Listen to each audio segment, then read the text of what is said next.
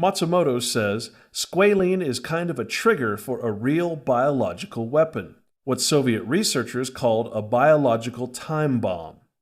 He and Dr. Pam Asa conclude that oil adjuvants are the most insidious chemical weapon ever devised, including ones with squalene. So what American scientists conceived as a vaccine booster, or what's now being developed in labs, was another nano bomb instigating chronic, unpredictable, and debilitating disease. Using squalene in vaccines is outlandish and criminal.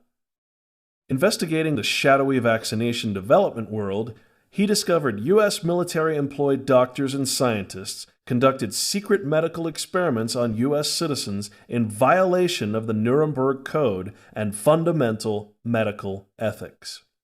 According to Matsumoto, by injecting soldiers, the Pentagon violated these and other standards, betrayed the troops, as well as the fundamental duty of military and civilian leaders to protect them. Since at least 1987, biowarfare development trumped the welfare of tens of thousands of GIs used as human guinea pigs for inoculation with experimental, unlicensed anthrax vaccines containing squalene, administered involuntarily without disclosure of its harmful effects to human health.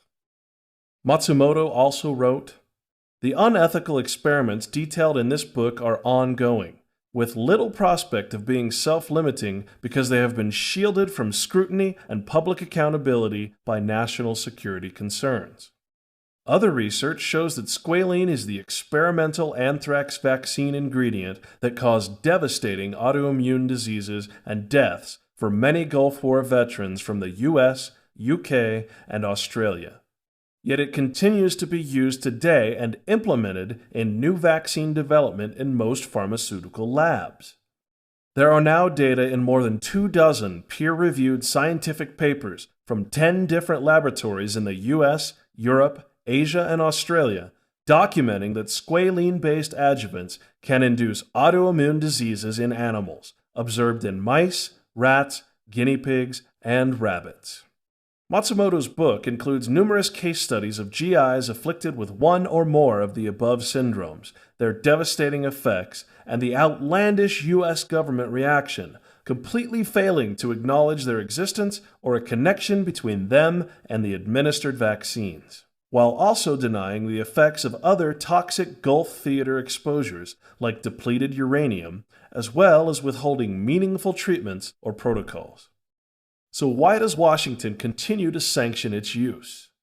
According to Matsumoto, scientists in the United States are now literally invested in squalene.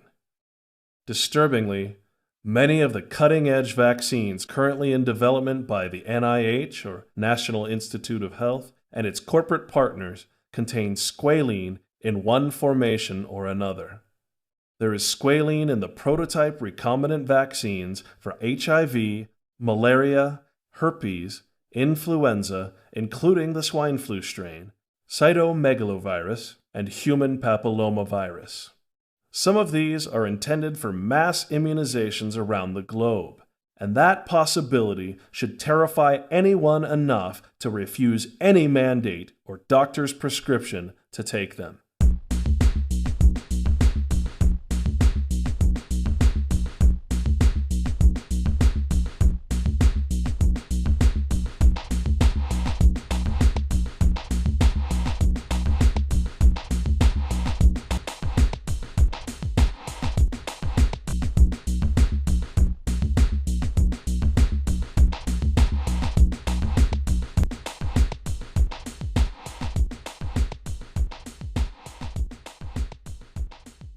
So, are you angry yet? You should be. But if you're not, let's talk about the greatest political weapon ever conceived: children.